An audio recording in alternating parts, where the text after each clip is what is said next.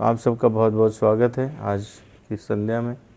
और ये परम सौभाग्य की बात है कि माता जानकी की अहेतु की कृपा और अखिल ब्रह्मांड नायक परमपिता परमेश्वर करुणा वरुणालय भक्त वत्सल भगवान श्री रघुकुल नंदन रामचंद्र जी, जिन्होंने कृपा करके हम लोगों को ये अवसर दिया कि हम हनुमान चालीसा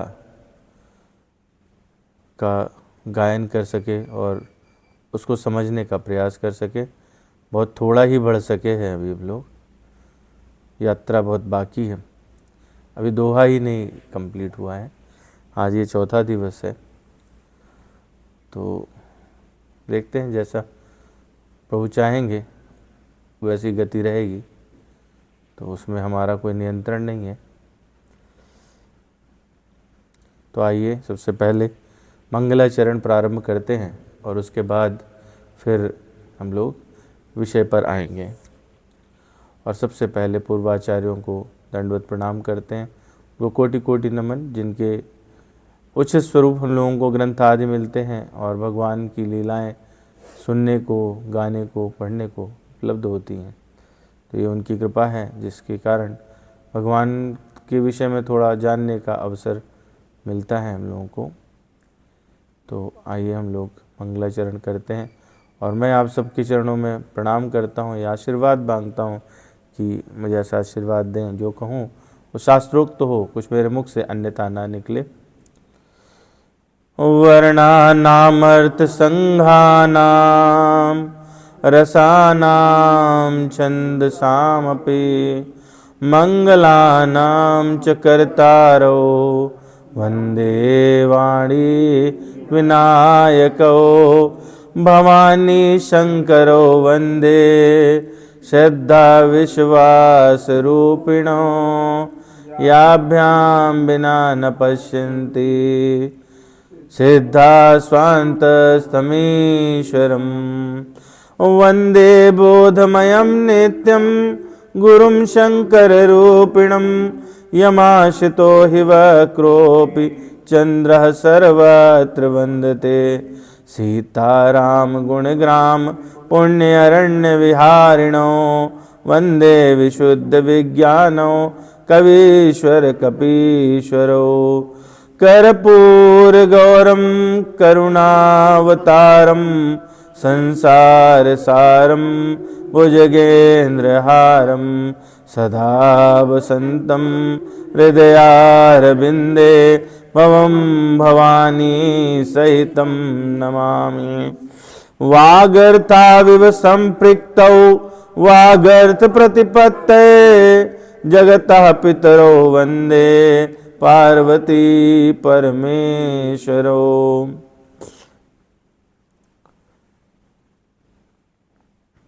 बोलिए श्री सीताराम भगवान की जय, वृंदावन बिहारी लाल की जय, श्री राधा श्याम सुंदर भगवान की जय, पवन सुत हनुमान की जय, उमापति महादेव की जय।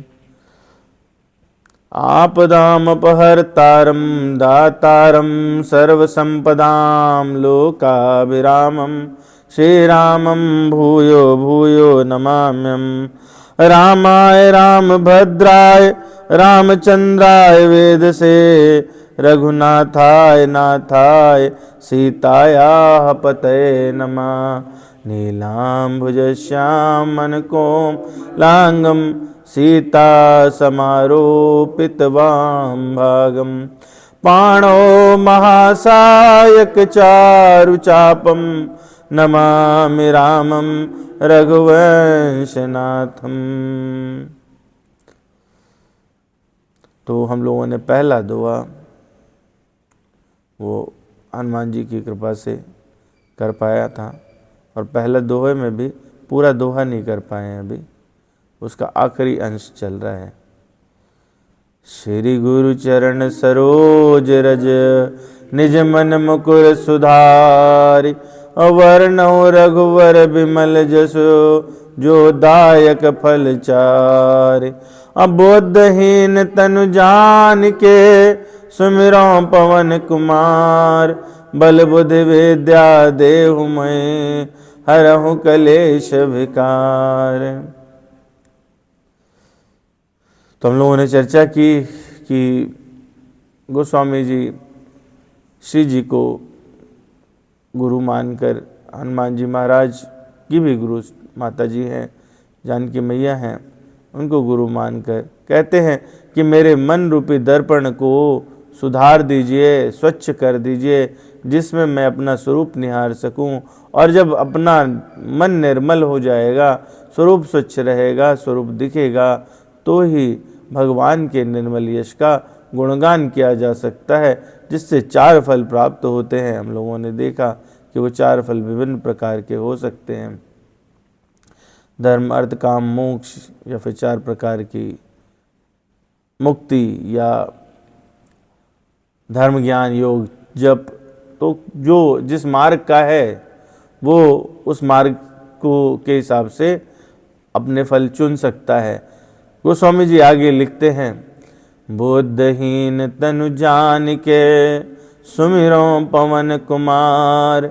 बल बुद्धि विद्या देहु मई हरहु कलेश विकार। तो हम लोगों ने इस पर भी चर्चा की कि गोस्वामी जी जो मांग रहे हैं वो क्या मांग रहे हैं, बल बुद्धि विद्या, और फिर कह रहे हैं कि मेरा क्लेश और विकार हटा दीजिए। तो हम लोगों ने देखा कि बल कौन सा चाहिए, जो काम को जीत सके, है काम राग विवर्जितम।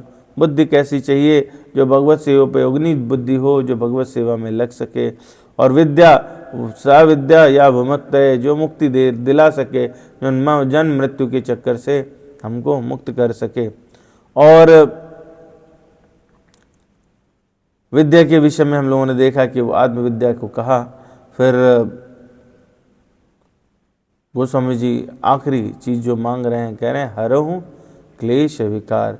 तो क्लेश हम लोगों ने पिछली बार चर्चा की, अविद्या स्मिता राग द्वेष अभिनिवेशा। ये हैं 5 क्लेशा, 5 क्लेश होते हैं, अविद्या अस्मिता राग द्वेष और अभिनिवेश। तो हम लोगों ने चर्चा की अविद्या ही सबकी जनक है, जिसके कारण अस्मिता राग और द्वेष अभिनिवेश उत्पन्न हो जाते हैं। और अभिनिवेश तो ज्ञानियों में और योगियों में भी पाया जाता है। तो जब तक कोई भी क्लेश है, क्लेश मतलब सफरिंग, तो कोई भी क्लेश है तब तक मन निर्मल नहीं हो सकता, भगवान का विमल यश गाने योग्य नहीं होगा, और इस संसार से मुक्ति भी नहीं होगी। जब तक भय है, मृत्यु के प्रति भय या जीवन के प्रति मोह है, इस शरीर से मोह है, तब तक जब मोह है तो क्यों जा पाएंगे, नहीं जा पाएंगे। तो ये 5 क्लेश देखिए हम लोगों ने, उन पर चर्चा हुई। और आज हम लोग आइए चर्चा करते हैं विकारों पर। तो कह रहे हैं, क्या कह रहे हैं, हरहु क्लेश विकार।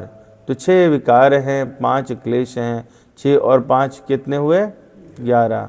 और भगवान हनुमान जो हैं वो भगवान शिव के 11वें रुद्र के अवतार हैं। तो ऐसे कह सकते हैं, एक एक रुद्र एक एक क्लेश और विकार को नष्ट कर देते हैं। तो ये 6 विकार क्या हैं? 6 विकार हैं काम, क्रोध, लोभ, मोह और मद मात्सर्य। तो 5 विकार, 5 क्लेश और 6 विकार है ना। तो इसमें काम क्या होता है, क्रोध क्या होता है, लोभ क्या है, मोह क्या है, मद क्या है और मात्सर्य क्या है, जिस पर हम लोग थोड़ी थोड़ी चर्चा करेंगे। और ये दुख का ही भी कारण होते हैं। गोस्वामी जी कहते हैं, काम क्रोध लोभादि मद प्रबल मोह कै धारी। और तिन मायति दारुण दुखी माया रूपी नारी। माया के सब प्रपंच हैं जिसमें काम क्रोध लोभादि मद प्रबल मोह कह धारी, मोह के जो नुकीला हिस्सा, शार्प एज है, वो क्या है? काम, क्रोध, लोभ और मद। और ये सब हथियार हैं माया रूपी नारी के। तो 6 कहे। और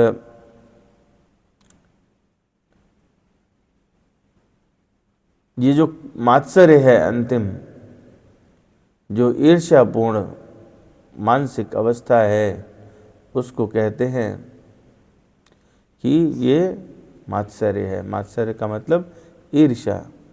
और ये 6 विकार को जब तक नहीं जीत लेते तब तक कोई व्यक्ति में संतत्व नहीं आ सकता, संत नहीं बन सकता। यानी वो निर्मलता नहीं आ सकती कि भगवान से संबंध सीधे स्थापित हो सके, भगवान की अनुभूति हो सके। क्योंकि इंद्रियां ही हैं जिनके कारण हम विषयों में फंसे, और विषयों में फंसे होने के कारण वो इंद्रियां ही भगवान की अनुभूति नहीं होने देती। परमात्मा क्या है? परमात्मा तो पहले से मिला हुआ है। अगर परमात्मा हमारे हृदय में नहीं रह रहा होता तो हम क्या जीवित रहते? नहीं रहते। तो परमात्मा तो सब जगह व्याप्त है। हरि व्यापक सर्वत्र समाना, सब जगह है। और कैसे? समान रूप से। प्रेम ते होय प्रगट मैं जाना, प्रेम से प्रकट होते। लेकिन वो प्रेम कैसे आए? वो प्रेम तत्व क्या है? और अगर ये रहे, 6 विकार रहे, तो क्या होगा? संत कैसे बनते हैं? इन्हीं क्लेश और विकार को जीत के। संतन के लक्षण रघुबीरा, कहूँ नाथ भव भंजन भीरा। और सुन मुनि संतन के गुण कहूँ, जिनते मैं उनके बस रहा हूँ। भगवान उनके वशीभूत रहते हैं। कैसे? कैसे वशीभूत रहते हैं? जब ये 6 विकार इनको कोई जीत ले। सुन मुनि संतन के गुण कहूँ, जिनते मैं उनके बस रहा हूँ। खट विकार जित अनघ कामा, अचल अकिंचन सुचि सुख धामा। 6 विकार जिनको जीत लें, और तो जीतने के बाद क्या होंगे? अनग हो जाएंगे, पाप रहित हो जाएंगे, अकामा कामना रहित हो जाएंगे। अचल अकिंचन सुचि सुख धामा। और अचल, अचल मतलब निश्चल बुद्धि। कैसी? जिसमें जो चलायमान नहीं, इधर उधर नहीं जाए। अकिंचन हो जाएंगे, यानी सर्व त्यागी, सब कुछ त्याग देते हैं। और सुचिता, शुद्धता रहेगी। तो ऐसे में सुख की अनुभूति होने लगेगी। जो सच्चिदानंद विग्रह परमात्मा है, उनसे संबंध तदात्म स्थापित हो जाता है। और अमित बोध अनियमित भोगी, सत्य सारे कभी कोविद जोगी। और फिर क्या होगा? बाहर भीतर से पवित्र होने के बाद में असीम ज्ञान, इच्छा मिट जाती है, मिताहारी, सत्यनिष्ठ और विद्वान योगी बन जाता है व्यक्ति। ये संतों के लक्षण कहे। तो संतत्व कब आएगा? संत कब बन सकते हैं? जब ये 6 विकार जीत लिए जाए। तो इसलिए जानना जरूरी है कि ये 6 विकार क्या हैं। और ये क्लेश, तो क्लेश के विषय में तो हम लोगों ने पिछले सत्र में चर्चा कर ली थी। विकार जो है, और सुनते खूब हैं हम लोग, सुनते हैं ना खूब, कि काम क्रोध ये सब जो है वो छोड़ दें। तो कि क्या चीज़ है? काम क्या चीज़ है? क्रोध है चीज़ क्या? है ना? श्रीमद् भगवद गीता में 13वें अध्याय में कहा, महाभूतान्य अहंकारो बुद्धिरव्यक्तमेव च, इंद्रियाणि दशैकं च पंचचेन्द्रिय गोचराः। इच्छा द्वेषा सुखम दुखम संघातश्चेतना धृति, एतत्क्षेत्रं समासेन सविकारम उदाहितम्। किनको विकार कह रहे हैं? उन्होंने तो बड़ी और बृहद परिभाषा दी भगवान ने। कहते हैं महाभूतान्य अहंकारो बुद्धिर अव्यक्तमेव च। 5 महाभूत जो हैं हमारे शरीर के कंपोनेंट्स, महाभूतान्य अहंकारो, अहंकार भी, बुद्धि और अव्यक्तमेव च, और प्रकृति की तीनों गुणों की अप्रकट अवस्था, वो बुद्धि, अहंकार और 5 महाभूत। और इसके साथ साथ क्या? इंद्रियाणि दशैकम, 10 इंद्रियां जो हमारी हैं, और पंच च इंद्रिय गोचरा, और इनके जो विषय हैं वो भी। साथ में इच्छा द्वेषा सुखम दुखम, इच्छा द्वेष सुख दुख, संघात चेतना, और संघात जीवन के लक्षण, चेतना, धृति यानी धैर्य, एतक क्षेत्रम समासेन सविकारम उदाहितम। ये सब कर्म का क्षेत्र और उनकी अंतः क्रियाएं विकार कही जाती हैं। तो ये डेफिनेशन दी, थोड़ी क्लिष्ट डेफिनेशन है। साधारण भाषा में जो योग सूत्र के आधार पे, पतंजलि योग सूत्र के हिसाब से देखें तो 6, गोस्वामी जी ने भी प्रमुख रूप से उन्हीं 6 को पकड़ा है। काम, क्रोध, मोह, मद, मात्सर्य। तो इन्हीं पर हम लोग चर्चा करेंगे। तो ये क्यों हो रहे हैं और इनसे होता क्या है? क्यों मांग रहे हैं गोस्वामी जी कि मुझे क्लेश विकार से छुटा दो?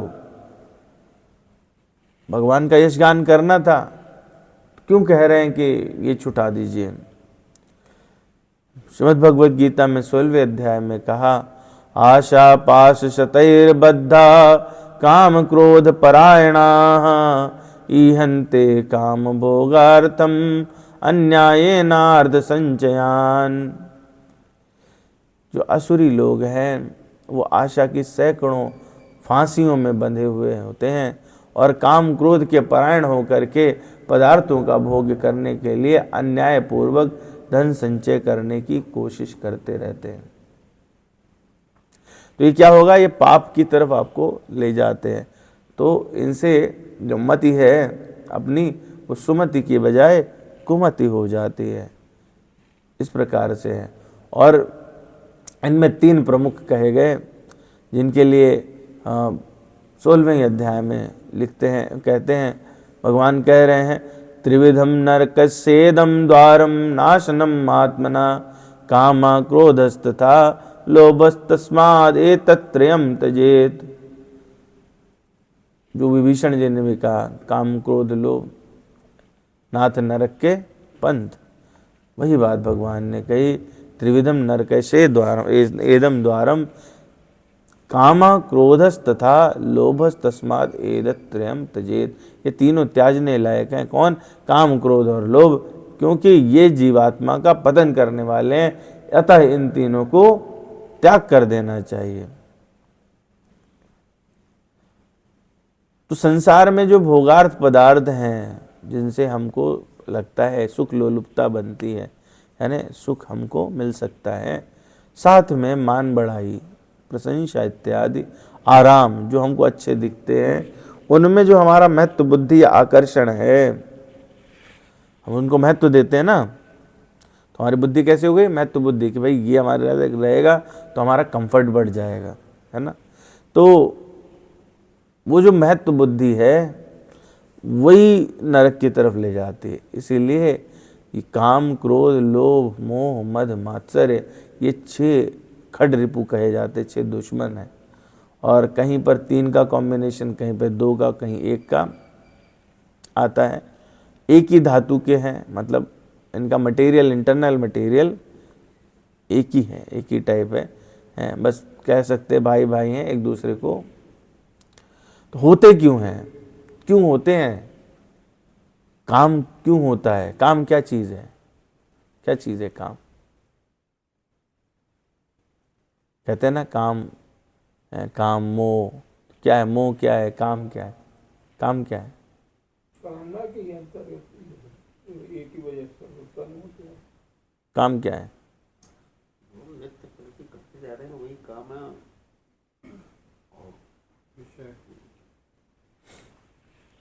इच्छा।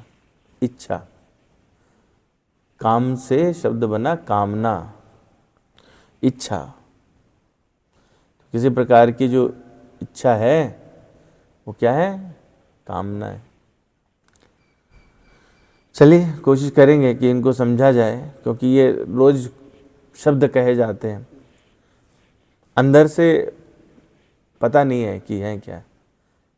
क्या चर्चा में आ गए, सुनते रहे रोज, तो थोड़ा बड़प्पन पाने के लिए कह दिया जाता है कि हम तो काम क्रोध से पीड़ित हैं। वो तो हो ही, इसमें कोई बड़ी बात थोड़े ना है, लेकिन पता तो हो कि किससे पीड़ित हो, पता भी नहीं है। तो जो विषय हैं, विषयों के बारे में जब आप चिंतन करते हैं, जो जिनसे आप कह रहे हैं ना सुख मिलेगा, इंद्रियां उनके भोग हुए, ठीक है।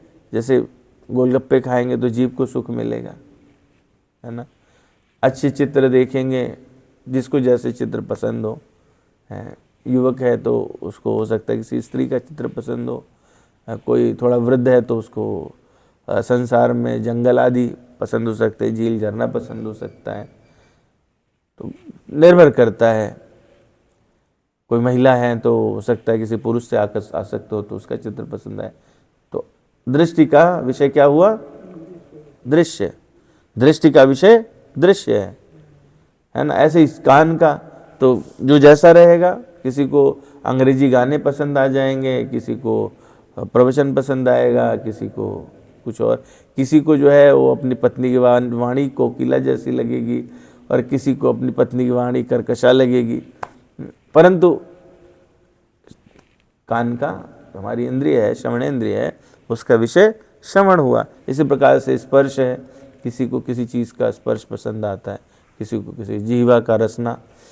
तो 5 इंद्रियां हैं और उनके अलग अलग विषय हैं। जब उस विषय का चिंतन करने लगते हैं कि हमें यह मिले, तो उस चिंतन से ही आसक्ति पैदा होती है। ध्यायतो विषयान पुंसः संगस्तेषु उपजायते, संगात संजायते कामा, कामात् क्रोधो अभिजायते। तो इनकी चिंतन से क्या हुआ कि चिंतन करने से उनकी संगति हो गई, और जिसकी संगति हो जाती है तो आप उसी की तरफ हो जाते हो। तो वो संगति से जो आसक्ति पैदा हुई, वो आसक्ति बड़ा होकर के कामना का रूप ले लेती है, उसी को कहते काम। तो विषयों का चिंतन करने वाले मनुष्य की विषयों में आसक्ति पैदा हो गई, और उस आसक्ति से कामना पैदा हुई। अब कामना हो गई, कामना अगर पूर्ण हो तो, और नहीं हो तो, 2 स्थितियां हो सकती हैं। कामना पूरी हुई तो लोभ बनेगा, नहीं बनी, नहीं पूरी हुई तो क्रोध बनेगा। एक रसगुल्ला खाया, दूसरे की इच्छा है, पूरी हुई तो लोभ हो गया। लोभ क्या हुआ? जितना है उससे ज़्यादा पाने की इच्छा, लोभ है। नहीं मिला तो हमको वो क्यों नहीं मिला, उसके कारण जो द्वेष उत्पन्न हुआ वो है क्रोध। तो कामात् क्रोधो अभिजायते, और क्रोधात् भवति सम्मोहा, सम्मोहात् स्मृति विभ्रमा, स्मृति भ्रंशात् बुद्धिनाशो, और बुद्धिनाशात् प्रणश्यति। कामना नहीं पूर्ण हुई तो क्रोध उत्पन्न हुआ, और क्रोध होने से क्या हुआ? सम्मोह हो गया।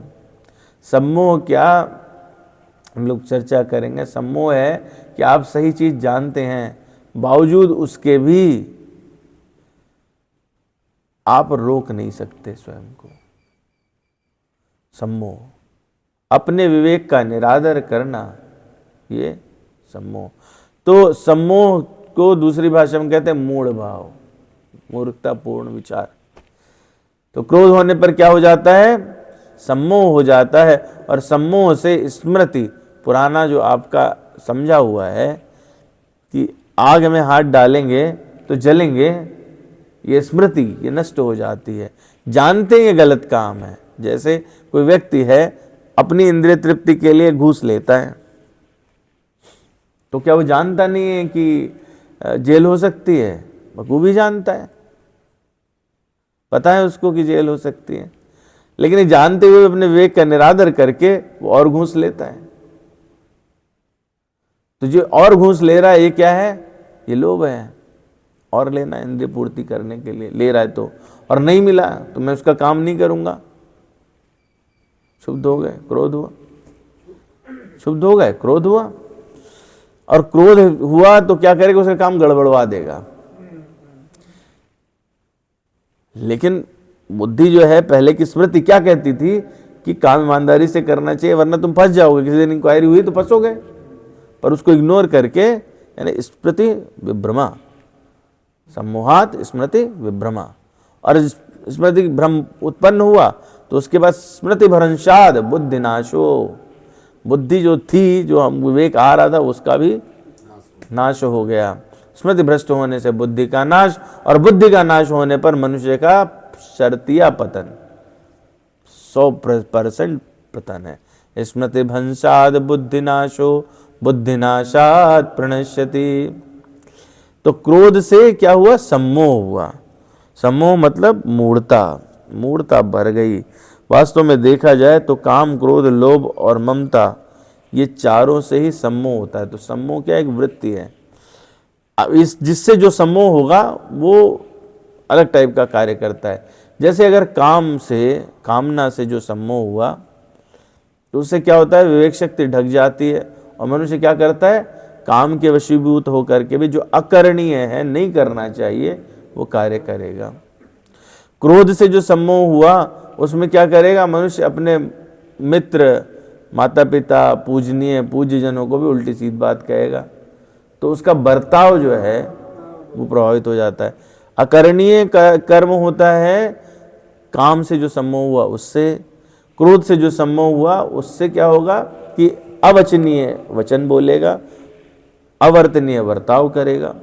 और लोभ से जो सम्मोह उत्पन्न होता है उसमें मनुष्य को सत्य असत्य, धर्म अधर्म, इसका विचार नहीं रहता, विवेक नष्ट हो जाता। तो क्या करेगा? कपट करेगा। कपट जो उत्पन्न होती है वो कहाँ से? लोभ से उत्पन्न होती है। और ममता, ममता से जो सम्मोह होता है वो क्या करेगा? मनुष्य को पक्षपाती बना देता है।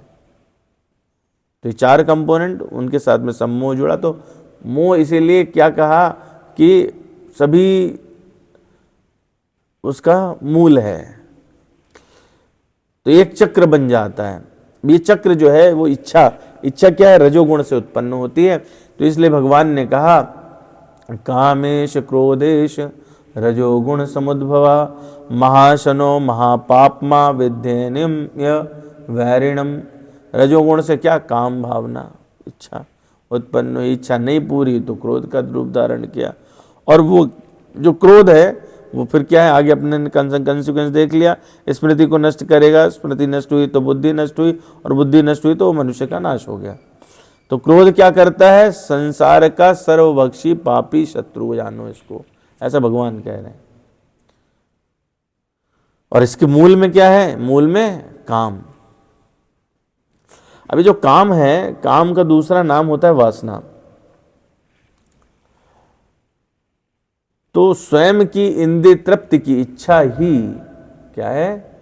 काम है, या काम वासना है, या वासना है। स्वयं की इंद्रिय तृप्ति की इच्छा, ये क्या है? काम या काम वासना है। ठीक है। तो अब कभी कहेंगे कि हमें तो काम क्रोध भरा हुआ, तो पता होगा कि हम क्या कह रहे हैं। अगर इसका उल्टा हो जाए, ये काम जो है वो पलट जाए दूसरी तरफ, बड़ी काम की चीज है, काम बहुत काम की चीज है। जितने भी ग्रंथ देखेंगे उनमें काम को दुष्ट कहा, खल कहा, निंदनीय कहा, लेकिन काम ही जो है वो दो में बंध बनाता है। और काम जब ये भगवत भक्ति की तरफ बढ़ता है तो ये आपका कल्याण करा देता है। तो स्वयं की इंद्रिय तृप्ति की इच्छा क्या? काम वासना है। लेकिन भगवान की इंद्रिय तृप्ति की इच्छा अगर करो तो वो प्रेम कहलाता है, वो भक्ति कहलाती है। तो वही काम जब भगवान की तरफ मुड़ जाए तो वो भक्ति कहलाने लगता है। तो मोटे तौर पर अर्थ समझने का, इसको उदाहरण से समझने का प्रयास करते हैं। हम लोग कई बार देखते हैं, जैसे मान लीजिए कि कहीं निकले, कहीं उपवन में खड़े हैं किसी उसमें बगीचे में, और वहाँ पे देखते हैं कि पुष्प हैं बहुत सारे, है ना। तो जो लोभी व्यक्ति रहेगा, कामी व्यक्ति रहेगा, वो क्या करेगा? पुष्प तोड़ लेगा, ले जाएगा, रगड़ के नाक के पास सूंघेगा। और एक बार उसको उसका मिल गया, घ्राण इंद्रिय जो है वो प्रसन्न हो गई, तो उसके बाद में फिर उसको याद नहीं रहेगा, मसल के फेंक देगा। तो ये क्या, काम का रिजल्ट है। लेकिन अगर कोई व्यक्ति है, जैसे एक जीव है भौरा, तो वो क्या करता है, फूल को कैसे, आप बड़े ध्यान से देखिएगा कभी, कि फूल पे बैठता भी नहीं है ठीक से, उसी तरफ मिनमिनाएगा, फिर उससे मकरंद लेगा धीरे धीरे। मधुमक्खी क्या करती है, मकरंद लेगी धीरे धीरे, है ना, बिना फूल को डिस्ट्रॉय करे, बिना फूल को डिस्ट्रॉय करे। मधुमक्खी चाहे घंटा भर बैठी रहे, उससे 10 घंटे बैठ के चली जाए, फूल में कोई नहीं आएगी। इसी तरह आपको अगर उससे प्रेम होगा तो आप क्या करेंगे, उसमें पानी देंगे, उसमें देखेंगे कि कहाँ से इसको डैमेज हो रहा है, खाद दो, पानी दो, और फ्लरिश करे। ये प्रेम है, डैमेज नहीं होना चाहिए। तो प्रेम में और काम में या वासना में यही डिफरेंस है। अगर वो संसार की तरफ है, इंद्रिय तृप्ति की तरफ है, तो वो नरक का रास्ता है। काम क्रोध मद लोभ सब नाथ नरक के पंथ, और सब परिहरि रघुबीर ही भजऊं भजहि जय संत। जब रावण को उपदेश दे रहे थे विभीषण जी, तो ये समझाते हैं कि काम क्रोध मद लोभ 4 सब नाथ नरक के पंथ, ये नरक का रास्ता दिखा रहे हैं। तो आप क्या करो, इन सबको त्याग कर, इन सबको छोड़ के भगवान का स्मरण करो। ये जो काम क्रोध आदि विकार और क्लेश हैं, गोस्वामी जी पहले भी लिख सकते थे इसको, है ना। पहले मांग लेते हैं कि ये सब, पहले नहीं लिखा, बाद में लिखा। बल बुद्धि विद्या देवमयी हरहु कलेश विकार। क्योंकि बुद्धि नहीं होगी तो आप जो है इसमें भेदभाव ही नहीं कर पाओगे। बल नहीं होगा, काम को जीतने का बल नहीं होगा, तो क्लेश विकार जाने से भी नहीं जाएंगे। इसलिए बल बुद्धि विद्या पहले ये मिले, क्लेश विकार उसका। ठीक इसी प्रकार से इनकी जो वृहद चर्चा है रामचरितमानस में जगह जगह पर थोड़ी थोड़ी हुई, लेकिन जो प्रमुख चर्चा है वो काकभूषुंडी जी ने कहा है जब गरुण जी ने 7 प्रश्न किए मानस रोग नाम से। और उसमें भी जो 7वां यानी आखिरी प्रश्न था, मानस रोग कहूं समझाए, ऐसा प्रश्न किया गरुण जी ने, तो उसका उत्तर दिया और उसमें इन सबकी विशेष रूप से बात की है। तो वहां पे भी देखें तो पहले जो है वो भक्ति आदि की चर्चा हो चुकी है। उसके बाद तो इसके 2 कारण हुए। एक तो ये रहता है कि जब भी भक्ति में आगे बढ़ते हैं तो जो प्रमुख बाधा बनती है बाद में वो यही बनते हैं, जिसमें इनमें एक कंपोनेंट है अहंकार, वो अंत तक रह जाता है, जो आपकी प्रगति में बाधक होता है। तो इसलिए अंत में इसकी चर्चा करना सार्थक है। और इसीलिए यहाँ पर भी हनुमान चालीसा में भी मेरे विचार से गोस्वामी जी ने वही बात की है। पहले सामर्थ्य मिले, पहले हमको समझ आए कि इनसे दूर रहना है, और उसके बाद भगवान हमको ऐसा उपक्रम करें, मदद करें, वो खुद ऐसा करें कि ये दूर हो जाएं। तो ऐसी प्रार्थना की। तो काकभूषुंडी जी कहते हैं गरुण जी से, सुनहु तात अब मानस रोगा, जिनते दुख पावहि सब लोगा। मानस रोग सुनिए, जिनसे सभी लोग, अब क्या है, भक्ति भी क्या है, किसका विषय है, मन का विषय है। भक्ति किसका विषय है, मन का विषय है। अंतःकरण शुद्ध करो, उसके बाद भक्ति होगी। भक्ति हुए मन का विषय। और ये सारे रोग किसके हैं, ये भी मन के रोग हैं। तो मानसिक चिकित्सा होगी तभी भक्ति बढ़ेगी। इसलिए कहा सुनहु तात अब मानस रोगा, जिन ते दुख पावहि सब लोगा। मोह सकल व्याधिन कर मूला, तिन ते पुण्य उपजहि बहुसूला। जो अनेक तकलीफें हैं, शूल हैं, वो किससे, व्याधियां हैं, किससे उत्पन्न हो रही, मोह से। मोह सकल व्याधिन कर मूला, तिन ते पुण्य उपजहि बहुसूला। और काम बात कफ लोभ अपारा, क्रोध पित्त नित छाती जारा। काम कैसा है, वात है, वात रोग हो जाता है। आयुर्वेद में वात, पित्त और कफ, ये 3 चीजें हैं। तो काम कैसा है, वो वात रोग है, हमेशा बना रहता है। लोभ कैसा, अपार है।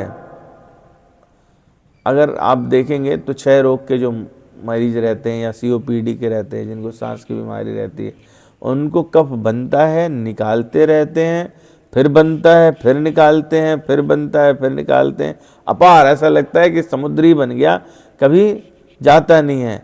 तो काम वात कभ लोभ अपारा। एक बार लोभ शुरू होता है तो लोभ का अंत नहीं है, लोभ का अंत नहीं है।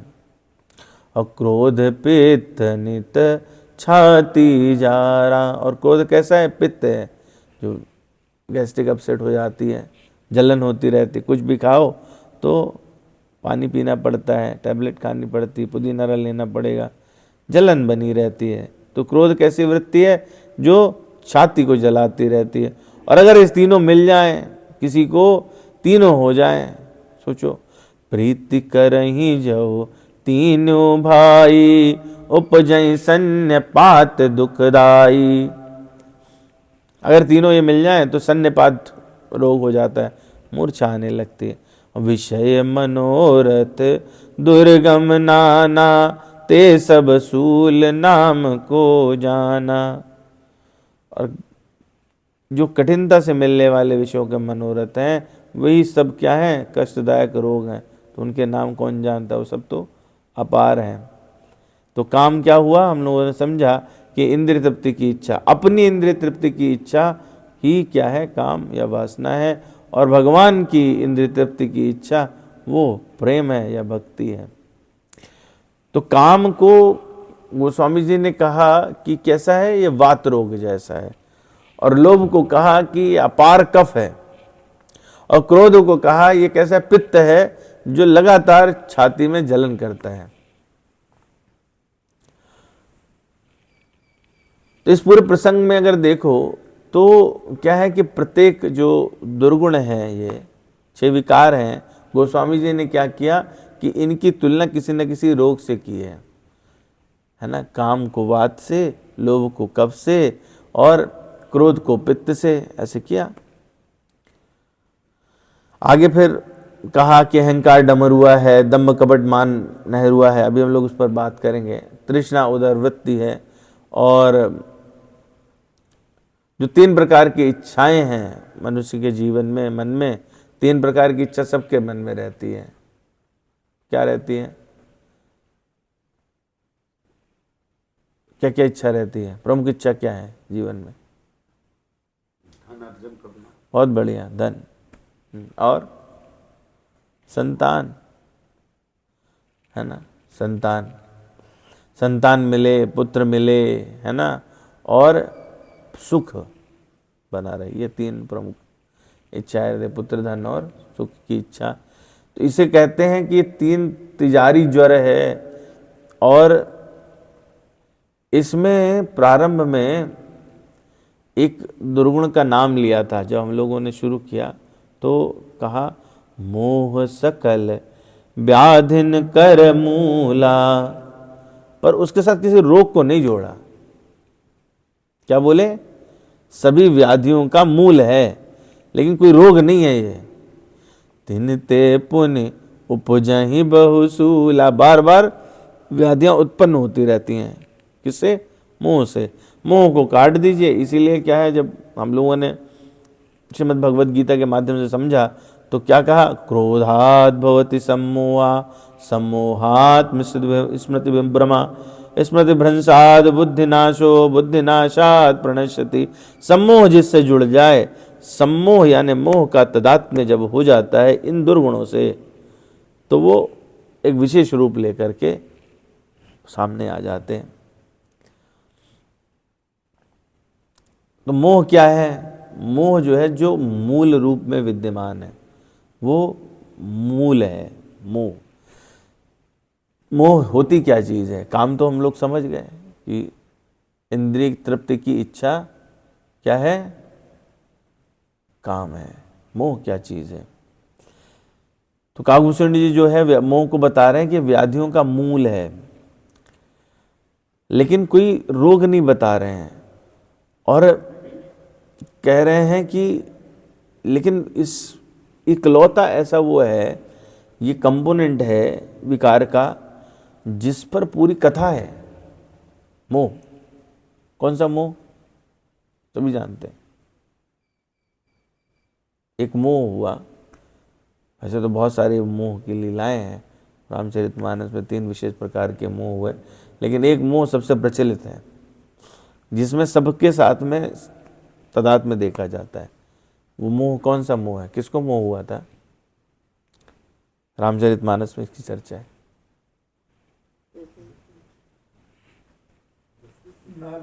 नारद मोह। नारद जी को मोह हुआ है ना। तो देवर्षि नारद के मन में काम का उदय हुआ था। उस पूरे प्रसंगों को क्या कहा जाता है? नारद मोह कहा जाता है। नारद काम नहीं कहते, नारद क्रोध नहीं कहते, नारद लोभ नहीं कहते। क्या कहते हैं? नारद मोह कहते हैं। यानी काम, क्रोध, लोभ तीनों के साथ में जुड़ जाता है। ये तीनों को उत्पन्न करने वाला, इसलिए उसको क्या कहा जाता है? नारद मोह कहा जाता है। नारद जी क्या है, तपस्या के कारण उनको ये अहंकार हुआ कि वो इतने अच्छे तपस्वी हैं कि उन्होंने कामदेव को जीत लिया। हम लोग सब ये कथा जानते हैं। और कामदेव को जब जीत लिया तो उसके बाद में वो, किससे कहें, व्यक्ति के साथ में ये बड़ी समस्या होती है कि जब उसको कुछ मिल जाए तो वो फिर उसको प्रदर्शित करना चाहता है। अभिमान का वहाँ से प्रादुर्भाव हो जाता है, उत्पत्ति हो जाती है। भगवान शिव के पास गए, भगवान शिव ने उपदेश भी किया। सम्बुदीन उपदेश हित, नहीं नारद ही सुहान, भरद्वाज कौतुक सुनो, हर इच्छा बलवान। भगवान जो करना चाहते होता वही है। तो वहाँ पे उन्होंने कहा कि आप देखो, हमसे कह दिया आपने, बहुत अच्छी बात है और आपका सम्मान है। हमने तो क्या तीसरा नेत्र खोला था, कामदेव भस्म हो गया था, पर आपने जीत लिया, अच्छी बात, लेकिन इसको यहीं छोड़ दीजिए, कहिए नहीं। क्यों? क्योंकि भगवान शिव कैसे हैं? गुरु रूप है ना। तो गुरु का क्या रहता है कि वो किसी भी तरह से अपने शिष्य का कल्याण चाहता है। लेकिन नारद जी को तो बताना है, तो वो चल पड़े, ब्रह्मा जी के पास पहुंचे। शंभु वचन मुन मन नहीं भाए, तब बिरंच के लोक सिधाए। ब्रह्मा जी पहुंचे ब्रह्मा जी के पास, और ब्रह्मा जी से भी कहा, तो उनका ठीक है, हमको कहा आगे कहीं और मत कहना, पिता है ना, अपने बच्चे का कल्याण चाहते। एक बार कर तल भर बीना, गावत हरि गुण गान प्रवीणा। क्षीर सिंधु गवने मुनि नाथा, जहाँ बस श्रीनिवास श्रुति माता। ब्रहानी गया, बोले इन लोग को तो हमारी तारीफ सुहाती नहीं है, नारायण के पास चलते हैं। पहुंच गए। हरस मिले उठी रमा निकेता, बैठे आसन ऋषि समेता। वैसे क्या है, नारद जी जाते थे, दंडवत करते थे भगवान को, भगवान अपना आराम से शयन करते रहते थे। लेकिन जब अभिमानी व्यक्ति आता है तो भगवान उसके साथ कैसा बर्ताव करते हैं, तुरंत उठे, भगवान खुद उठ गए। बोले अभिमानी व्यक्ति आया ना, अगर इसको सम्मान नहीं मिलेगा तो इसको ठीक नहीं लगेगा। उठे हर्ष उठे मिले उठी रमा निकेता, बैठे आसन ऋषि समेता। नारद जी को आसन दिया, बैठे महाराज आइए आइए, बहुत दिनों बाद दर्शन दिए, कैसे आए। बोले बिहस चराचर राया, बहुत दिनन कीन मुनि दाया। बहुत दिनों बाद आए आप तो, दर्शन बहुत दिनों बाद दिए। और ऐसे में वो तो चौड़े हो गए थे। काम चरित नारद सब भाके, जदव प्रथम बिरज सिंह राके। भगवान शिव ने रोका था, वहां जाके बिल्कुल है मत कहना, लेकिन फिर भी कहना तो है। तो ये क्या हो रहा है, काम की उत्पत्ति, अहंकार की उत्पत्ति दोनों एक साथ हो रही हैं। अति प्रचंड रघुपति कै माया, जहि न मोह यस को जग जाया। भगवान की माया के कारण व्यक्ति मोहित हो जाता है, तो वो इनमें फंस जाता है। वो फंसना ही मोह है, जो फंसना है वही मोह है। जहि न मोह अस को जग जाया, इसीलिए इसको कहते हैं नारद मोह। रुख बदन कर बचन मृदु बोले श्री भगवान, तुमरे सुमिरन ते मिटहि मोह मार मदमान। भगवान जो है, भगवान का मुंह सूख गया, बोले भक्त जो है गड़बड़ जा रहा है, इसको मिथ्या अहंकार हो गया। प्रेम पूर्वक बोलते हैं कि आपका स्मरण करने से दूसरों के मोह काम मद अभिमान मिट जाते, तो फिर तो आपका कहना क्या, दूसरों के मिट जाते हैं तो आपका क्या कहना। आपका कोई अगर आपकी याद कर ले तो उसका कल्याण वैसे हो जाता है। और कहते आगे बताते भगवान, सुन मुनि मोह हो ये मन ताके, ज्ञान विराग हृदय नहीं जाके। उपदेश भी किया, जिसको जो मोहित हो जाए इस बात से, तो उसको ज्ञान वैराग्य हृदय में होता नहीं है। उल्टी तरह से बता रहे हैं कि जिसके मन में ज्ञान वैराग्य नहीं होता, उसके मन में मोह हो जाता है। उपदेश भी दे रहे हैं, लेकिन नारद जी को समझ नहीं आ रहा। ब्रह्मचर्य व्रत रत मत धीरा, तुम्हें की करे मनोभव पीरा। आप तो ब्रह्मचर्य व्रत में तत्पर हैं, आपका तो सबसे बड़ा गुण यही है। तो जितने ब्रह्मचर्य व्रत जो करता है वो उतने विकारों को जीत सकता है सन्यासियों के लिए, इसलिए ये विधा बताई गई। तो आपके लिए तो कहना ही क्या है। नारद कहो सहित अभिमाना, कृपा तुम्हारी सकल भगवाना। अभिमान के साथ कहा, बड़ा अंतर है। नारद जी हैं, देखिए जो भगवान के भक्त हैं, अहंकार हो गया, और अहंकार होने के कारण मोहित हो जाते हैं, और मोहित हुए तो उनको उस मोह में किसका रूप मिला, बंदर का, बंदर का रूप मिला। एक तरफ हनुमान जी जो कि बंदर हैं, लंका जला के आए, और रामचंद्र जी से मिलते हैं जब, तो भगवान पूछते बताओ कि कैसे लंका जलाई, क्या किया तुमने वहाँ पर। तो हनुमान जी बोलते, हनुमान जी ने कहा कहो हनुमंत विगत अभिमाना, अभिमान रहित होकर के कहते हैं। सो सब तो प्रताप रघुराई, नाथ न कछु मोर प्रभुताई। यहाँ उल्टा है, यहाँ पे क्या कर रहे हैं, यहाँ पे अभिमान सहित ये बात कह रहे हैं। करुणा निधि मन दीख बिचारी, और अंकुर गर्भ तरु भारी। इनके मन में मिथ्या अहंकार का बड़ा पेड़ पैदा हो गया है, अब इसको तो उखाड़ना पड़ेगा। भगवान की ये रीति है। बेगिसो मैं डारी हूँ उखारी, पन हमारे सेवक हितकारी। मुनि कर हित मम कौतुक होई, अवश्य उपाय करब मैं सोई। तव नारद हरिपद सिर नाई, चले हृदय अहमति अधिकाई। और श्रीपति निज माया तब प्रेरी, सुनो कठिन करनी तहि केरी। भगवान ने माया रची, बिरचो मग महु नगर तहि, सत जो जन विस्तार। श्रीनिवासपुर ते अधिक, रचना विविध प्रकार। वैकुंठ से भी अधिक सुंदर भगवान ने नगरी बसा दी। बसहि नगर सुंदर नर नारी, जन बहु मन सिज रति तनुधारी। और जयपुर बसई शील निधि राजा, अगणित है गए सेन समाजा। क्या कहना, बड़ी सुंदर सी नगरी, शील निधि नाम का राजा, सुंदर नर नारी उसमें रहते थे। और जब वहां पहुंचे हैं तो उसका विभव कैसे देखा, वैभव तो बिल्कुल। सत सुरेश सम विभव विलासा, रूप तेज बल नीति निवासा। और उसकी एक पुत्री थी शील निधि की, विश्व मोहिनी तासु कुमारी, श्री विमोह जिस रूप निहारी। उसके समान कोई दूसरा नहीं था। श्री जी यानी लक्ष्मी जी के जैसी सुंदर थी, लक्ष्मी जी थी इसलिए। सोई हरि माया सब गुण खानी, शोभाता सुख जाय बखानी। वहां पहुंचे तो स्वयंवर रच रहे थे महाराज। करई स्वयंवर सो नृप बाला, आए तहाँ अगणित महिपाला। मुनि कौतुकी नगर तहि गयो, पुरी बासन सब पूछत भयो। कौतुक मन में हुआ कि देखे क्या है, स्फुरना हुई। कामना का बीज इसी प्रकार से आता है। स्फुरना हुई, कौतुक हुआ, चल के देखें क्या हो रहा है।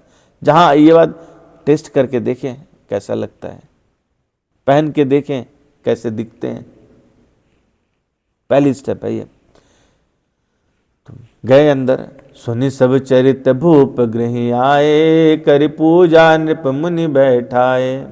उनको आसन दिया, मुनि को नारद जी को बिठाया। और जो माता थी, उनकी पुत्री थी बाला, उसको बुलाया, विश्वमोहिनी को नारद जी के सामने। आन दिखाए नारद ही, भूपति राजकुमार, कहो नाथ गुण दोष सब, यही के हृदय विचार। गुण दोष पूछे हैं। पार्वती जी को जब बुलाया था हिमाचल ने नारद जी के सामने, तो उन्होंने हाथ देखा। नारद जी ने कहा कि इनको कैसा मिलेगा, वो ऐसे होंगे कुबेश कपाली, दिगंबर ब्याली, ऐसे इनके पति होंगे। लेकिन वो तो पूरी बात बताई, उसमें गुण दोष बताए। पर यहाँ पे क्या है, चूंकि अब क्या है, अहंकार था, कामना उत्पन्न हो रही है, यानी काम उत्पन्न हो रहा है। तो आप देखो कि दूसरा जो 6 विकार है उनमें से दूसरा विकार यहाँ लग गया। देख रूप मुनि बिरत बिसारी, जब उसका चेहरा देखा तो सारा वैराग्य चला गया।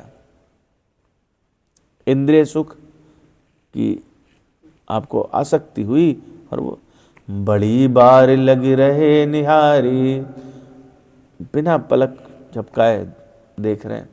लक्षण तासु बिलो के भुलाने, हृदय हर्ष नहीं प्रगट बखाने। और आगे फिर लक्षणों को सोचकर मन में कहने लगे कि इसको जो ब्याहेगा वो तो अमर हो जाएगा, रणभूमि में कोई उसे जीत नहीं पाएगा। ये शील नदी की कन्या जिसको वर्ण करेगी, सब चर अचर जीव उसकी सेवा करेंगे, ऐसा उसमें दिखाई दे रहा है। ये सारे गुण भगवान के हैं। श्री जी हैं तो भगवान ही तो उनके वर हैं, तो सारे गुण तो भगवान के हैं। मन में विचार आ रहा है तो सब विचारा फिर हृदय में रख लिया। फिर बोले कि अब ये इनको बताऊंगा तो ये किसको ढूंढेंगे, मुझे तो मन में इच्छा हो गई ना कि ये मुझे मिलनी चाहिए। लक्षण सब विचारी उर राखे, कछुक बनाए भूप सन भाखे। कामना हुई उत्पन्न, अहंकार पहले था, अब क्या किया, जो राजा थे शीलनिधि उनसे झूठ बोला उस कामना की खातिर। सुता सुलक्षण कहीं नृप पाही, नारद चले सोच मन माही। लड़की के सुलक्षण कहना था, कह दिए कुछ बना बनू के, और आगे चले। अब विचार कर रहे हैं कि क्या जतन करूं। करऊं जाए सोई जतन बिचारी, जय प्रकार मोहि बरय कुमारी।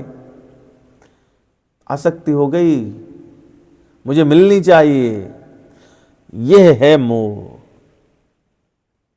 यह है मोह। करऊं जाय सोई जतन बिचारी, जय प्रकार मोहि बरय कुमारी।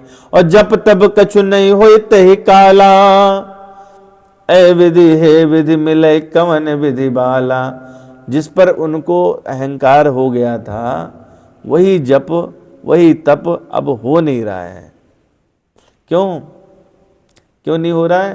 क्योंकि मोहात भवति सम्मोहा, और सम्मोहात स्मृति भ्रंशाद है, स्मृति चली जाती है और उससे बुद्धि भी चली जाती है। अभी हमने देखा, यही अवसर चाहिए परम शोभा रूप विशाल, जो बिलो की रीझे कुंवर तब मैं ले जयमाल। मन में विचार किया कैसा रूप हो जाए कि मेरे गले में वरमाला डाल दे। बोले कौन देगा? हाँ, लेकिन भक्त की एक विशेष बात है कि उसे जो चाहिए वो मांगता भगवान से है। इस विशेषता के कारण भगवान उसको छोड़ते नहीं, भले उसका अभिमान गलित करने के लिए उन्हें श्राप क्यों ना झेलना पड़े। भगवान की महानता।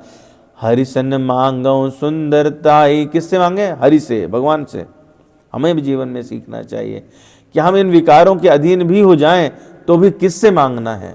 भगवान से, किसी और से नहीं मांगे। तो भगवान आपको फिर छोड़ते नहीं है, वो फिर जो भी उनको करना है कल्याण का जो पथ होगा वो करेंगे, लेकिन छोड़ेंगे नहीं। हरिसन मांगो सुंदरताई, होई है जात गहरुति भाई। उनके समान तो कोई है नहीं, और उनके पास जाऊंगा तो देर हो जाएगी। तो क्या किया जाए कि यहीं पर ध्यान लगाया जाए। मोरे हित हरि सम नहीं को, यही अवसर सहाय सोई हो। अम्बो विद बिनय कीन ते काला, प्रगट हो प्रभु कौतुकी कृपाला। भगवान प्रकट हो गए, भक्त वत्सल है, बुला रहा है, जाना है। प्रभु बिलो की मुनि नयन जुड़ाने, होई है काजु ही है हर्षाने। समझ गए कि अब इनसे तो मेरा कल्याण काम हो ही जाएगा। अति आरती कही कथा सुनाई, करो कृपा करी हो हुसाई। पूरी अपनी बात बताई कि बहुत दीन भाव से कि ये हो गया, मैंने देखा, मुझे तुझसे विवाह करना। आपन रूप देहु प्रभु मोहि, आन भांति नहीं पावो ओहि। भगवान का रूप मांगा। क्यों? क्योंकि उन्होंने विचार किया तो वो सारे लक्षण जो है वो भगवान के लक्षण थे जो उसके हस्तरेखा में देखे हैं। और फिर वो प्रार्थना करिए जो हम सबको करनी चाहिए जीवन में। अगर ये प्रार्थना करें तो भगवान का संबंध कभी छूट नहीं सकता। जही विधिनाथ हो यही तमोरा, और करहूँ सुबेगी दास मैं तोरा। और भगवान कैसे हैं वो भी देखो आप। भगवान जो है ना वो साधारण नहीं है, वो ऐसी जबरदस्त लीला भी जबरदस्त करते हैं और आनंद भी जबरदस्त देते हैं। तो भगवान जो है, उसके बाद में गोस्वामी जी ने लिखा, जही विधि हो ही परम हित। क्या कहा नारद जी ने? क्या कहा? जही विधि नाथ हो ये हित मोरा, करहूं सुबेग दास मैं तोरा। जिसमें मेरा हित हो ऐसा कर दीजिए। भगवान हंस के बोले हैं, जही विध हो ये परम हित। आपने हित की बात करी? नहीं, परम हित, जिस विधि से परम हित होगा।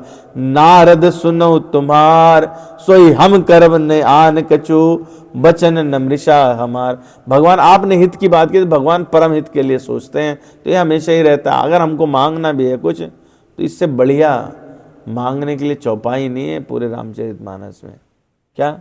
जही विधिनाथ हो यही तमोरा, करहूं सुबेगी दास मैं तोरा। और भगवान उसके बाद में जो आपके लिए सबसे कल्याणकारी है वो करेंगे। जय विधि होई परम हित, नारद सुनो तुम्हार, सोई हम करब नयान कछु, बचन नमृषा हमार।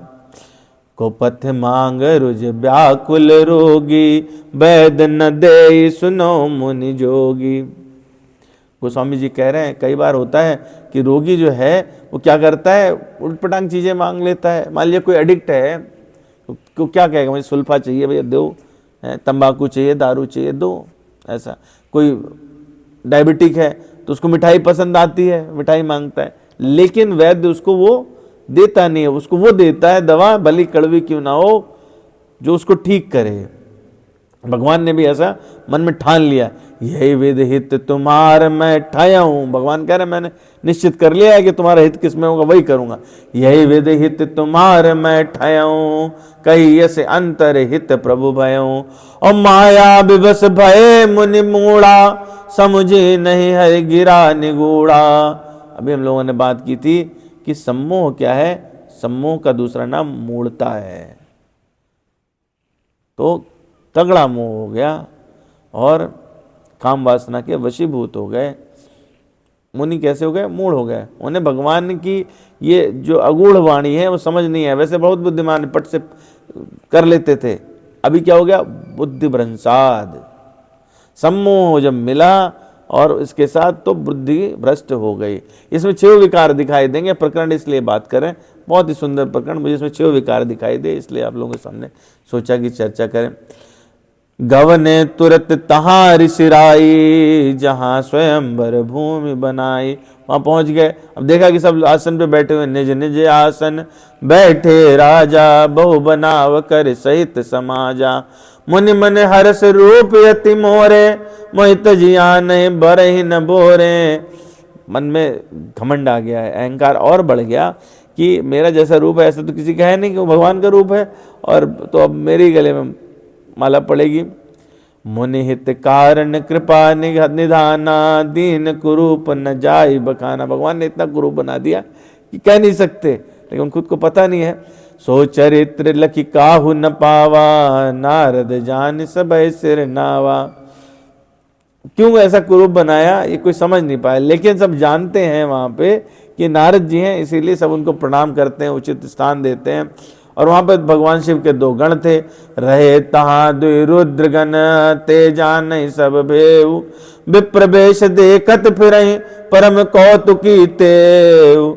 जय समाज बैठे मुनि जाई, हृदय रूप यही मति अधिकाई।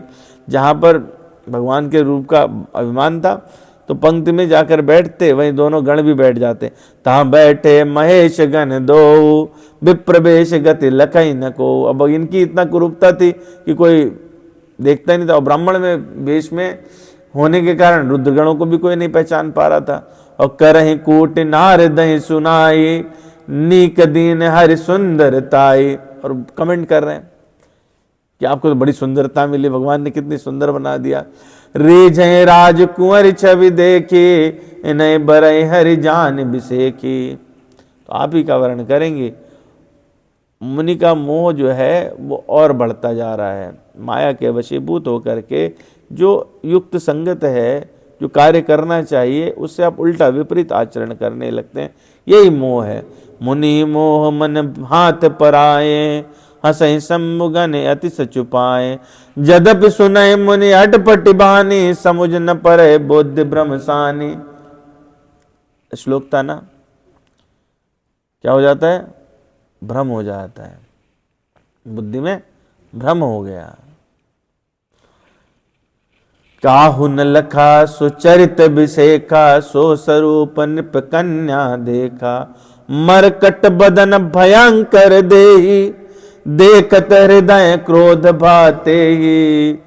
वैसा शरीर देखेगा तो किसी को भी क्रोध हो जाएगा। तो जो राजकुमारी उसको तो क्रोध हो गया कि ये कैसा चेहरा लेके आए हैं हमारे सामने।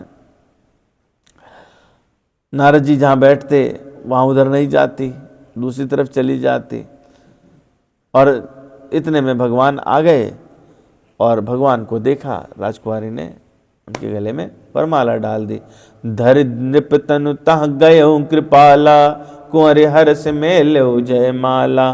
दुल्हन ले गए लक्ष्य निवासा, नृप समाज सब भयो निराशा। सभी लोग निराश हो गए, अपने अपने घर जाना था। इधर मुनि को क्या हो गया, विकलता हो गई। हम लोगों ने भी चर्चा किया क्या हो जाता है, उसमें स्मृति का को भ्रम हो जाता है। सम्मोहात स्मृति विभ्रमा, स्मृति भ्रंशात बुद्धिनाशो बुद्धिनाशात प्रणश्यति। और काम जब नहीं हो पाता पूरा तो संगात संजायते कामा, कामात क्रोधो अभिजायते। तो अब यहां से दोनों कंपोनेंट शुरू हो रहे हैं। कामना पूरी नहीं हुई तो क्या होगा, क्रोध आएगा, क्रोध आएगा। ऐसे में जो दोनों वो थे, रुद्रगण थे, उन्होंने इनका मजाक उड़ाया और कहा अपना चेहरा तो देखो जाके। मुनि अति बिकल मोह नितिमा नाठी, मन गिर गई छूट जनु गांठी। तब हरगन बोले मुस्काए, निज मुख मुकुर बिलो कहूँ जाए। दर्पण तो देखो जाके। अस कही दो भागे भय बारी, बदन दीख मुनि बार निहारे। जल में देखा अपना चेहरा, भेषु बिलो कि क्रोध यति बाढ़ा। क्रोध हो गया, कामना पूरी नहीं हुई, क्रोध का उत्पन्न हो गया। वेशु बिलो की क्रोध यति बाड़ा, तिन्हि सराप दीन यति गाड़ा।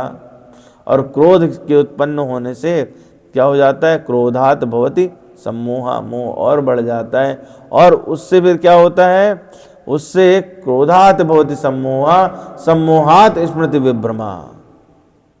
भूल गए कि ये तो रुद्रगण है, मैं भक्त हूं, मुझे ऐसा नहीं करना चाहिए। और कितना भयानक श्राप दिया, हो निशाचर जाय तुम कपटी पापी दो, हंसे हमें सो ले फल बहुर हंसे मुनि को। अब हंसना किसी बाबा पे, आज तुम हंसे थे तो देखो तुम्हारा क्या हश्र होगा। दो यहाँ से सिद्धांत मिलते हैं, कभी भी किसी भक्त का उपहास नहीं उड़ाना चाहिए, एक, और ऐसा आसक्त नहीं हो जाना चाहिए कि सब छोड़ के आप ऐसा क्रोध करो। तो जब जल में देखा तो अपना रूप मिला, पुनि जल दीख रूप निज पावा, तदप हृदय संतोष नयावा। अब जो है होठ फड़फड़ाने लगे, क्रोध और बढ़ गया। फरकत अधर कोप मन माही, सपद चले कमलापति पाई। इतना क्रोध आया, भगवान के पास चले कि अब क्या करूंगा। स्मृति भ्रम हो गया, स्मृति भ्रम तो राक्षसों को श्राप दे दिया है। आगे क्या होता है उस सम्मोह से, और आगे अगली चीज क्या हमने पढ़ी, स्मृति भ्रंशाद बुद्धिनाशो, बुद्धिनाशात प्रणश्यति। वो भवकूप में गिर जाता है, अपने को नष्ट भ्रष्ट कर लेता है, क्योंकि बुद्धि का नाश हो जाता है। और बुद्धि का नाश होता है तो भगवान के लिए भी कैसी बातें करने लगता है। देहऊं श्राप की मरियऊं जाई, मैं या तो श्राप दे दूंगा या मारूंगा जा करके। किसको, भगवान को। देहऊं श्राप की मरियऊं जाई, जगत मोरी उपहास कराई। बीच ही पंथ मिले धनुजारी, संग रमा सोई राजकुमारी। बीच में मिल गए भगवान, और साथ में लक्ष्मी जी और वही राजकुमारी थी। देखा है तो क्रोध तो और बढ़ गया। बोले मधुर बचन सुर साई, मुनि कहाँ चले विकल की नाई। भगवान ने और चुटकी ली, बोले इतनी विकलता में कहाँ जा रहे हो, इतने व्याकुल हो, कहाँ जा रहे हो भाई। ऐसे में नारद जी को बहुत क्रोध आया। सुनत बचन उपजायति क्रोधा, माया बस न रहा मन बोधा। माया से वशीभूत हो गए। और फिर भगवान को जो उन्होंने सुनाया है, इतनी खरी कोटि तो किसी ने नहीं सुनाई, ठीक है, स्वयं की पत्नी भी नहीं कहती है इतना जितना भगवान को नारद जी ने सुनाया। पर संपदा सकऊं नहीं देखी, तुमको दूसरे की संपत्ति नहीं देखी जाती। पर संपदा सकऊं नहीं देखी, तुमने तुम्हारे ईर्ष्या कपट विषय की, तुम्हारे अंदर विशेष कपट और ईर्ष्या रहती है। क्रोध में कहा पर बात सच्ची कही।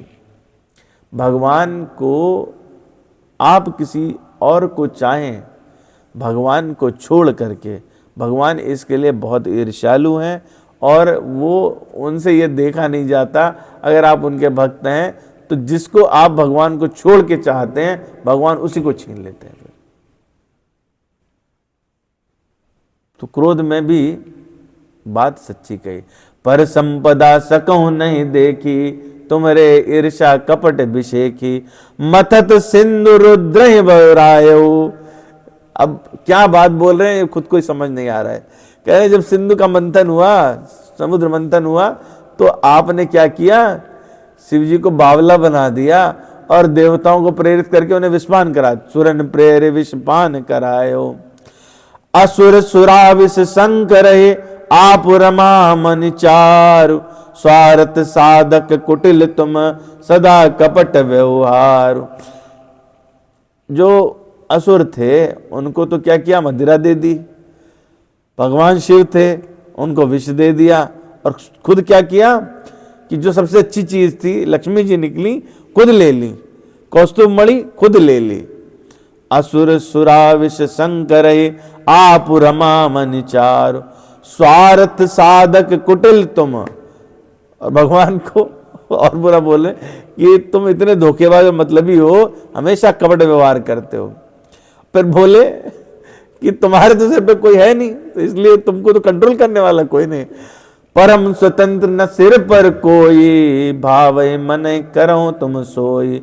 भले ही मंद मंदे भल करहूं, विस्मय हर्ष नहीं कछु धरहूं। तुम्हारे मन में तो किसी के लिए कोई बुरा, भले को बुरा बुरे को भला कर देते हो, हर्ष विषाद कुछ है नहीं।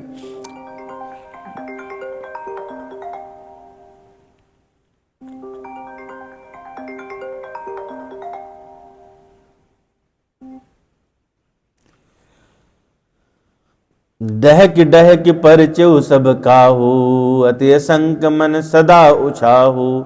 कर्म शुभा शुभ तुम्हें न बाधा, अब लग तुम्हें न काहू साधा। अब तक तुम्हें किसी ने ठीक नहीं किया है, तुम्हें तो शुभ शुभ कर्म का फर्क पड़ता नहीं है, तो तुम्हें अब तक किसी ने ठीक नहीं किया, मैं ठीक करता हूं तुम्हें। रुको, अभी भगवान की क्या डांट लगाई है देखो आप।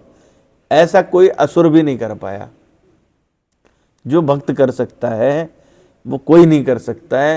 ये प्रकरण बहुत सारी चीजें दिखाता है। तो आगे कहते हैं भले भवन अब बायन दीना, पाव हो गए फले आपन कीना। अब आज पहली बार तुम्हें कोई मिला है, तुमने अच्छे से आज पंगा लिया है, अब तुम्हें समझ में आएगा। बचे मोहि जवन इधर देहा, सोई तनु धरो श्राप ममेया। जिस शरीर को धारण करके तुमने मुझे टका है, तुम भी वही शरीर धारण करो, ये मेरा श्राप है। कपि आकृति तुम कीन हमारी, करिए किस सहाय तुम्हारी। ये बुद्धि नाशात प्रणश्यति, अपना नाश करना, बुद्धि नाशात प्रणश्यति। मम अपकार कीन तुम भारी, नार बिरह तुम हो दुखारी। वो दे दिया जो कोई सगा अपने वो नहीं कहे, ऐसी बातें कही। तो ये मोह का प्रभाव है। जब मोह होता है तो जितने विकार हैं वो सारे जो है वो सामने प्रकट होकर के मजबूती से आ जाते हैं।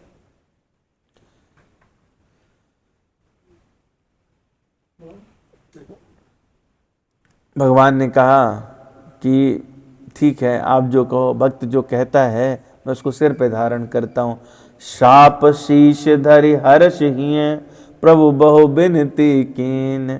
निज माया के प्रबलता, करस कृपा निधि लीन। अपनी माया छीन ली और फिर देखा तो पेड़ से नीचे गिरे, बुद्धि आई वापस कि मैंने क्या किया, बहुत पछताए नारद जी। तो क्या है ये मोह सकल व्याधिन कर मूला। मोह जो है वो ऐसी वृत्ति है जो सबसे जुड़ जाती है, ये सबको उत्पन्न करती है, सबको बढ़ाती है। लेकिन अभी मुद्दा एक सुलझा नहीं है। मुद्दा ये नहीं सुलझा कि ये होती क्यों है, ये जो मोह हो रहा है नहीं होता पर हो क्यों रहा है, क्या कारण है इसमें। और वो भी देवर्षि नारद को हो गया, तो ये तो बड़ा आश्चर्य की बात है। शरीर में जितने भी रोग होते हैं, हम लोग जानते हैं सबको रोग होते हैं, वो किसी न किसी कुपथ्य के कारण होते हैं। हम गलत रास्ता पकड़ लेते इसलिए होते हैं। और अधिकांशतः लोग जानते हैं कि मुझे भोजन नहीं करना चाहिए, मुझे कार्य नहीं करना चाहिए, ऐसा करने पर ठंड में जाऊंगा तो छींकूंगा, ठंडी आइसक्रीम खाऊंगा तो गला खराब हो जाएगा, गोलगप्पे ज़्यादा खाऊंगा तो पेट खराब हो जाएगा, मीठा ज़्यादा खाऊंगा तो डायबिटीज़ गड़बड़ हो जाएगी। बावजूद इसके भी व्यक्ति वो करता है।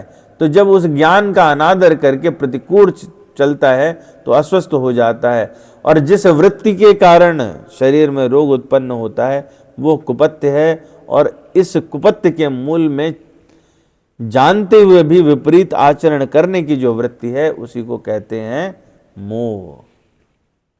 ज्ञान है, पता है, लेकिन फिर भी उल्टी दिशा में काम कर रहे हैं, इसको कहते हैं मोह। ठीक है, तो अब तक कल तक हमको अभी 15 मिनट पहले तक क्या लग रहा था कि मोह कुछ और चीज़ है, तो मोह ये होती है, उस वृत्ति का नाम मोह है। इसलिए मोह को चित्त का विपर्य कहा गया। एक सार्थक दृष्टांत है, एक कहानी है, समझिए इसको कि मोह क्यों उत्पन्न हो जाता है। इसको इस दृष्टांत के माध्यम से सुनेंगे, समझेंगे तो आनंद आएगा। एक किसान है, किसान क्या करता है कि अन्न पैदा करने के लिए खेत जोतता है, उसमें बीज डालेगा, सिंचाई करेगा, आकाश से जल बरसेगा। उसको चाहिए क्या? जो उसने बीज डाला वो अंकुरित हो और उसमें बढ़िया फसल निकले, यही चाहिए प्रतिवर्ष। लेकिन वो देखता है कि खेत कितना ही अच्छा क्यों ना जोते, उत्तम बीज क्यों ना डाले, वर्षा अच्छी क्यों ना हो, खाद इत्यादि बहुत सुंदर क्यों ना लगाई जाए, बावजूद उसके भी उसमें खरपतवार होते हैं, उसमें घास पैदा हो जाती है। और वो कभी घास की खेती नहीं करना चाहता है क्या कोई, लेकिन फिर भी होती है ना, उसको निराना पड़ता है, निराना है ना, लेकर के खुरपी सब हटाना पड़ता है। मुद्दा क्या है कि जिस जल के द्वारा, जो आकाश से जल आया, जो नहर से जल गया, जो नदी से जल गया, ट्यूबवेल से गया, उसके द्वारा फसल भी हो रही है, उसी के द्वारा ये घास फूस भी हो रही है। तो ये तो डाली नहीं, अन्न तो डाला था बीजा, लेकिन घास कहाँ से आई? तो घास का जो बीज है वो सूक्ष्म रूप से पृथ्वी में पहले से ही है। यही स्थिति हमारे अंतःकरण की है। हम वो मोह का कंपोनेंट अपने संस्कार से, पूर्व जन्म इत्यादि से, जो हमारा हजारों बार हो चुका है, उसको लेके चल रहे हैं। तो ये जो बीज हैं पूर्व जन्म के संस्कार के कारण हैं। गोस्वामी जी कहते हैं, मोह जनित मल लाग विविध, विधि कोटि जतन न जाय। मोह से उत्पन्न होने वाला जो मैल है वो लगा हुआ है, और कितनी भी करोड़ों उपाय कर लीजिए जाता नहीं है। और जन्म जन्म में अभ्यास निरत, चित अधिक अधिक लपटाए। जन्मों से अभ्यास है तो वो हमारे चित्त से बार बार लिपट जाता है, चिपक जाता है ना।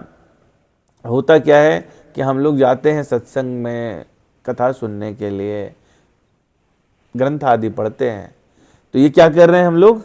ये हम लोग फसल उगा रहे हैं, ठीक है ना।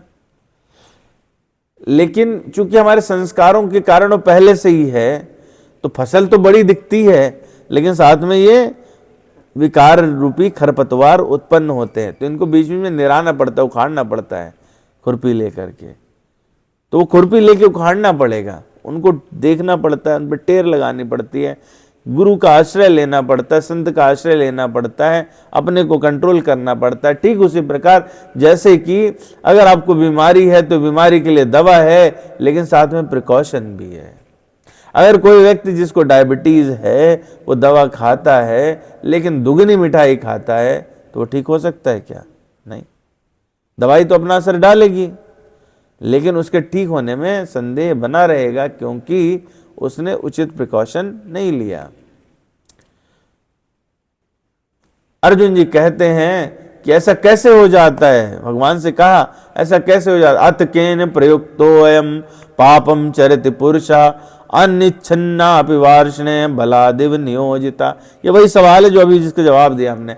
अर्जुन कह रहे हैं कि ऐसा कैसे हो जाता है भगवान कि जो मनुष्य चाहता नहीं है लेकिन किसी से प्रेरित होकर पाप का आचरण कर देता है।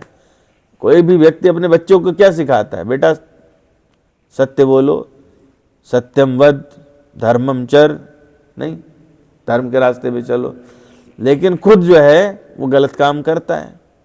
तो क्या किसी ने उसको पकड़ के करवाया? करवाया नहीं, लेकिन एक वृत्ति है, ऐसा लगता है उसको जबरदस्ती करा रही है, वो लोभ जो है उसको पकड़ के रखे हुए है। तो भगवान उसी का जवाब देते हैं, कह रहे हैं कामेश क्रोधेश रजोगुण समुद्भवा, इच्छा से उत्पन्न होते हैं ना सारे। महाशनो महापापमा विद्येन्यम इह वैरिणम, लेकिन इनको सबसे बड़ा वैरी जान। तो अगर बिल्कुल छोटे में समझें तो मेरे मन का हो, जो मैं चाहूं वो हो, यही कामना है, यही काम है। तो मेरे मन का यानी मेरी इच्छा, वही कामना। मेरी इच्छा ही हो, ये कैसे होगी, इसके लिए क्या करूं, उल्टा चलना पड़े तो उल्टा चलूं, रिश्वत लेने रिश्वत लूं, गड़बड़ काम करने गड़बड़ काम करूं, यह मोह है, ये मोह है। बाकी सब नीचे हैं, मैं उनसे ऊंचा हूं, ये तो मैं कर ही सकता हूं, ये हासिल करना मेरा अधिकार है, ये अहंकार है। काम हो गया, क्रोध हो गया, मोह हो गया, अहंकार हो गया।